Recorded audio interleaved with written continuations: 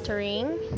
Medyo limpyo na siya and pasensya sa right side of the video kay wapatay budget sa cabinet, so dihalat sa mga jacket and those makeups and those gifts.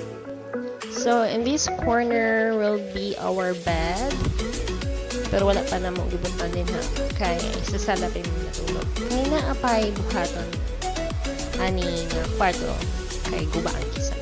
So I hope that you enjoyed the video and see you soon in my next vlog. Thank you for watching.